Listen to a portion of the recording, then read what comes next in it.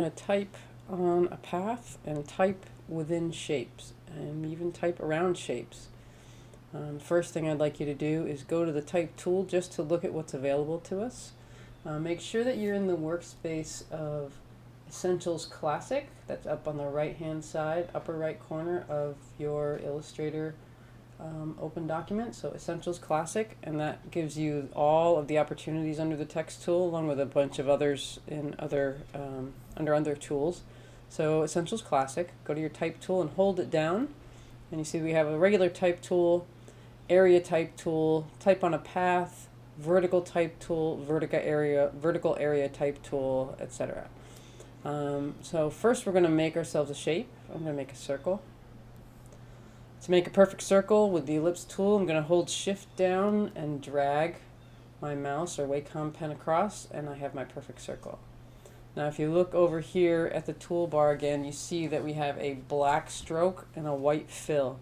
So I'd like you to click on that fill button and then click on the little none button underneath, because you don't want any fill, but you do need a stroke in order to use the type tool within shapes.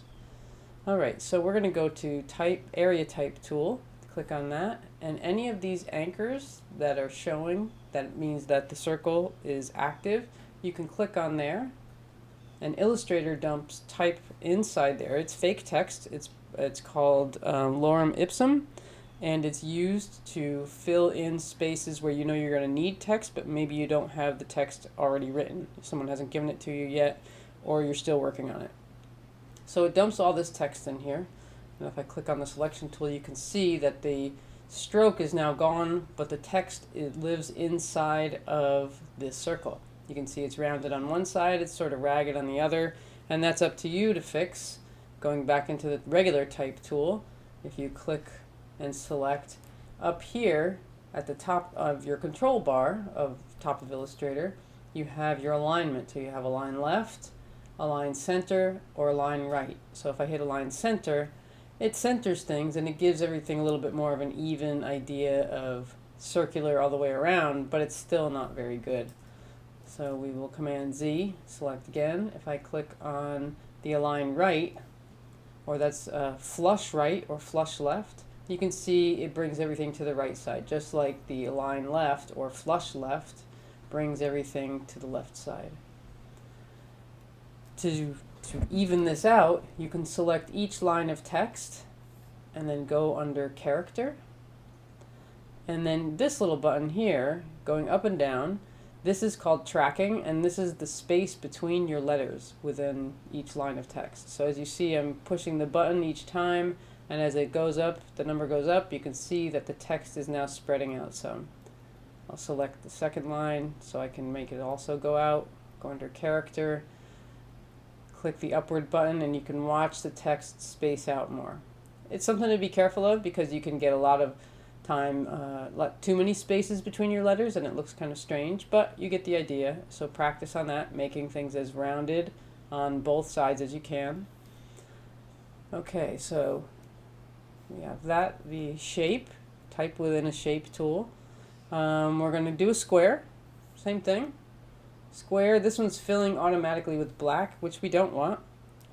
But we go back over to the toolbar and down to the fill box, and we're going to click on the box underneath it.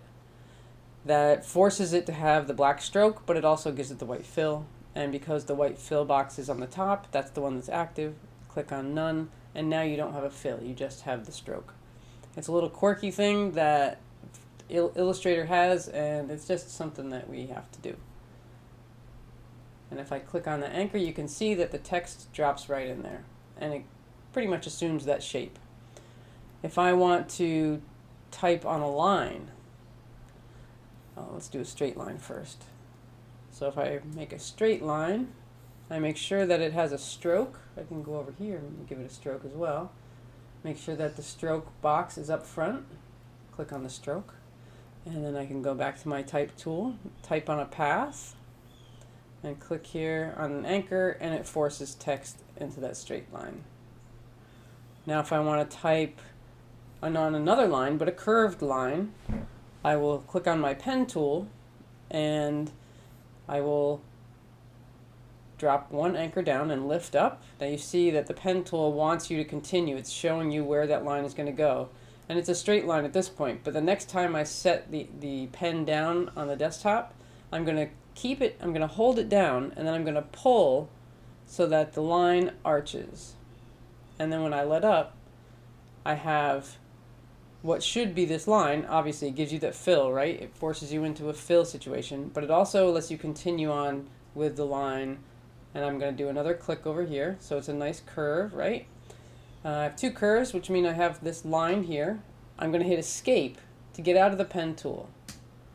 Now I'm going to go over to the toolbar, and I'm going to click on the fill, and I'm going to get rid of that. Then I'm going to click on the stroke, and I'm going to click on the black for the stroke. And now it's just a line, right? So active, and I'm going to go to the type tool and type on a path, click on an anchor, and I now have my text on a curved line. And you can do this, you can create all the shapes you like. You can, however you feel.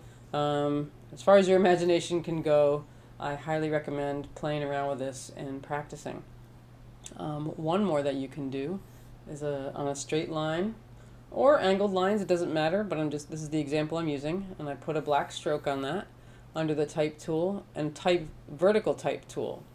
And you'll see how this works. Clicking on an anchor, and it has the letters going underneath each other instead of in a line where it reads like this or these. This is letters going right underneath each other to form that line.